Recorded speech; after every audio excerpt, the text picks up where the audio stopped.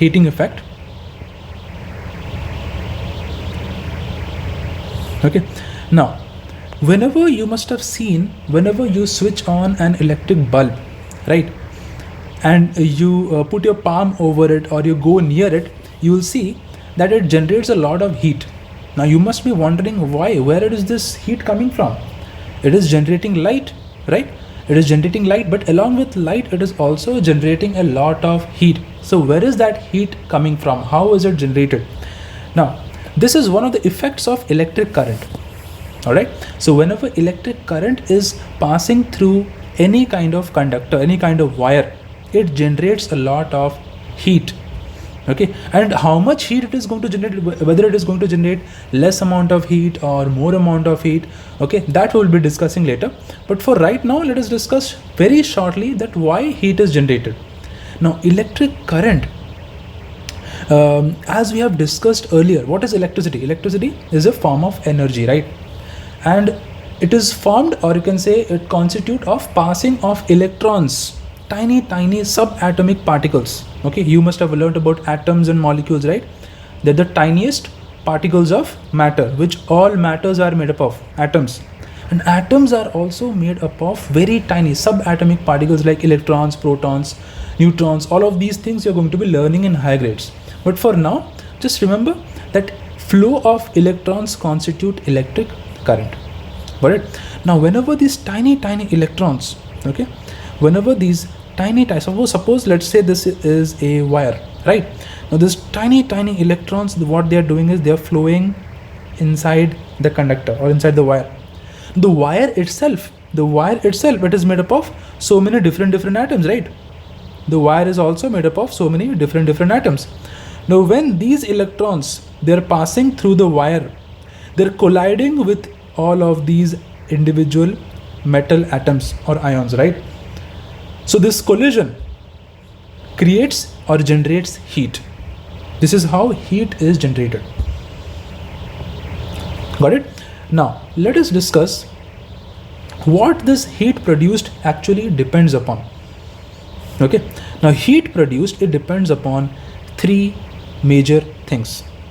First, as we can see here, it depends on the kind of material which is used for making the wire. Okay, different wires or different metals, they allow different, or you can say different amounts of electric current to pass through them. Okay, some metals, they might allow more current to pass through them. Some metals, they might provide more resistance, or electrons or the electric current might be facing difficulty to pass through them. So if imagine you are traveling through a very crowded station, you're going to be finding difficulty now. You're going to be colliding with so many people, right?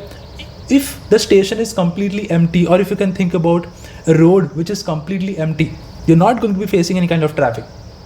Okay, so you can easily flow through it. So similarly, some materials which provide more resistance, or the electrons they find difficulty to pass through, they collide more often.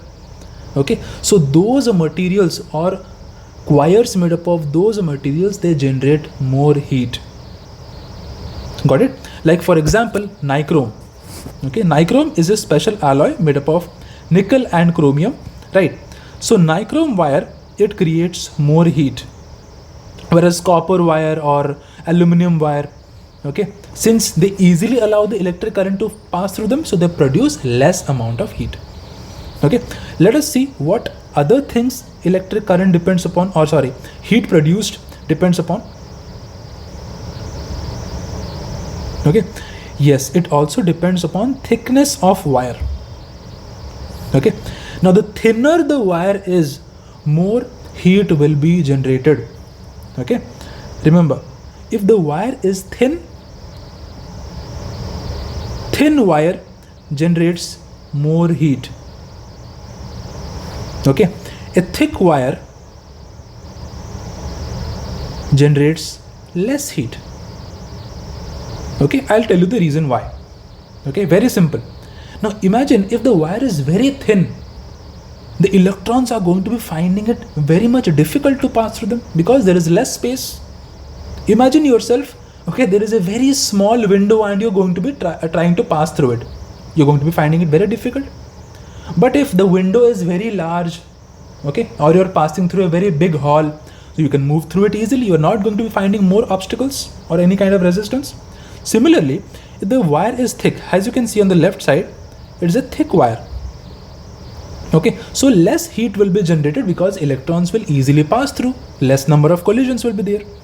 But on the other hand, as you can see on the right hand side, since the wire is a bit thinner, so less gaps will be there inside the wire, the electrons will be finding more difficult, they will be finding more number of collisions, so the heat generated will be more. Got it? Now, let us move forward and talk about the last one, okay, the last factor on which heat generation depends, the length of the wire. Yes, okay. Now here you can see the shorter wire is generating less heat, okay, the shorter wire is generating less heat and the longer wire is generating more heat. Again, okay, we can apply our common sense again here. The longer the electrons have to flow, the longer the electric current has to flow, more heat will be generated because there will be more number of collisions. Okay, there will be more number of collisions. Again, if the electrons have to travel less distance, less number of collisions will be there. So if less number of collisions, the heat produced will also be less. Okay, so these are the three factors on which heating effect of electric current depends upon. The first one is the material of the wire. Second one is the thickness of the wire, right? Thicker wires generate less heat, thinner wires generate more heat. And the third one is length of the wire. Okay, longer wire will generate more heat, shorter wire will generate less heat. Got it? Now, let us discuss more concepts. We have already discussed heating effect, alright? Electric appliances using heating effect, like for example, electric room heater, electric heater for cooking, right? Now, let us discuss about more electrical appliances.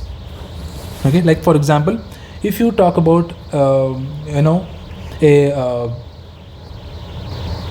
toaster or a hair dryer, right, or an electric iron, they all use heating effect of electric current. Okay, and as we've already discussed, heat production in a wire is dependent on its material, okay, how long it is, how short it is, and also its thickness, leading to a varying requirements for different applications. Okay, wires used in electric circuits typically do not become hot, while elements in some electrical appliances can become visibly hot. Okay, visibly hot means they become so hot that they generate light. For example, the filament of an electric bulb.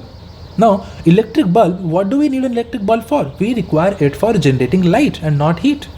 Heat generated is just you can say a hindrance, okay, for which right now we are using CFL bulbs. Okay, we are not using electric filament bulbs anymore. We are using LED and CFL bulbs because they conserve a lot of electric current. Electric bulb, previous old school electric bulbs, what they used to do is they used to waste a lot of electricity by heat. Okay, but right now we are not using it anymore. Now, third point, a large current passing through a wire can cause it to become so hot that it melts and breaks, prompting the question whether it is possible for a wire to melt and break. See, whenever a metal gets too hot, it is going to become soft, right? So when it becomes soft, it no longer will be able to hold its shape, and thereby there is a high chance it can break. Okay, so now we are going to be discussing about an application of that same thing that we discussed right now. When a wire becomes so hot that it breaks, it is actually a good thing, and it is actually used in electric fuses. Alright, now right now we were discussing that electric bulb, when it gets too hot that it can break, its filament can break. High temperature causes the wire to melt and break. Okay, let us talk about electric fuse by the use of a 3D model. As we can see here, right, now when electric current is passing normally up to a certain extent, what will happen? Nothing will happen, right? The electric current is going to be flowing through that fuse wire. But if more than the required amount of electric current by chance flows through it, it can happen anytime, right? There can be, sudden surge in electric current amount. Okay, the power stations which are generating more electric current, they can sometimes supply more than the required amount. So in that case, imagine if high amounts of electric current enters inside our household electrical appliances, what will happen? They're all going to get damaged. So a fuse is a device which actually acts like a security guard for our house. Okay, what it does is it acts like a checkpoint. Whichever or whatever amount of electric current is flowing into our house will first pass through the fuse, and the fuse is going to allow only up to a safe limit, maximum or a designated limit, beyond which the fuse wire is going to become so hot due to heating effect that it is going to break down, thereby cutting off the entire electrical supply and saving our house. Got it? The moment what this happens, the electric circuit is broken. See, the fuse breaks if current is high to save the electrical appliances. As you can see here, the fuse is now broken when more amount of electric current passes through it. Okay, now fuse, instead of fuse right now, students, we are using MCBs. Okay, the full form of MCBs is miniature circuit breaker. Okay, miniature